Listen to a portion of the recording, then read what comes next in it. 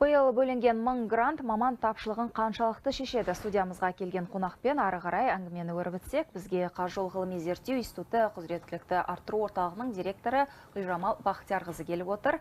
Гүлжамал ханым, қайырлы күн, студиямызға қош келдіңіз. Осы енді бірінші сұрақ, нақты қандай мамандар жетіспейді осы жол саласында? Қайырлы күн. Бізде мамандық тапшылықты өте зор. Себебі бүгінгі күнге бізде жоғарғы білімді мамандықтар жетіспейді, және де ғылыми мамандықтар жетіспейді. Ол неге байланысты болған? Енді біздің мамандықтарға көп біздің балалар барғысы келмейді, ойлайды, қиын мамандық, сезондық мамандық, және де жолда жүреді. Сондықтан көбісі келмейді. Ол бірінші мәселе болып келеді. Екінші мәселе ұзақ уақыт бізде бұл мамандық басқа мамандықтың ішінде отырды. Ол жерде 5-6 мамандық отырғандықтан біздің мамандыққа көп студенттер бармайтын. Және де жаңа айтып кеттім ғой, бізге жоғарғы білімді мамандардан басқа ғылыми мамандар жетіспейді дейді. Ол немен байланысты? Өздеріңіз білесіздер, 2011 жылдан бастап біздің Қазақстанда 3 ступендік білімді беру басталды. Ол докторантура, магистратура, бакалавриат.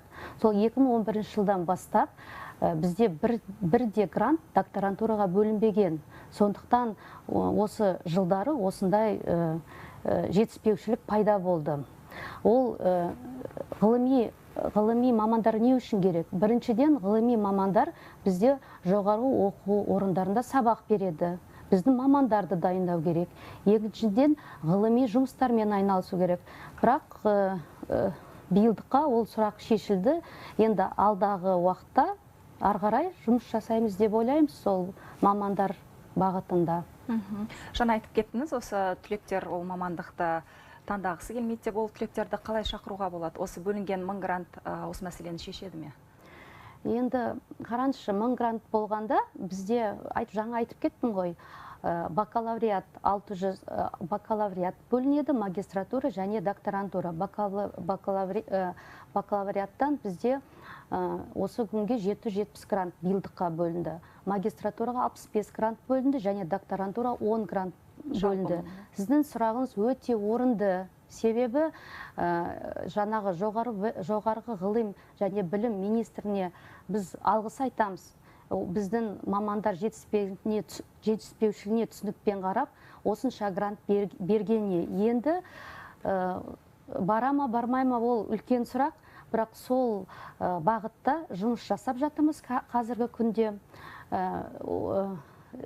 Профориентациялық жұмыстар жасалып жатыр, және де бүкіл жаңағы мектеп управление образования дейді, соларға біз хат жолдадық. Биыл жаңа мамандық ашылды, сіздердің түлектеріңіз баруға мүмкіншіліктері бар деп, сондай жұмыстар жасап жатырмыз. Үміттенеміз, келеді деп үміттенеміз. Себебі бұл өте қызықты маман. Себебі жол ол экономика көрсеткіші. Жол жақсы болса, біздің экономикамызда жақсы болады сенеміз.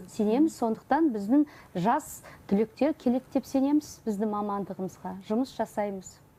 Ал мамандардың біліктілігін арттыру үшін қандай жұмыстар жасалмақ? Бір жерде, бір орында бізде қазір бір орында еш нәрсе тұрмайды. Сондықтан да инновациялар жаңадан шығады, жаңа технологиялар шығады. Сондықтан біліктілікті арттыру өте маңызды сұрақ болып келеді. Біріншіден.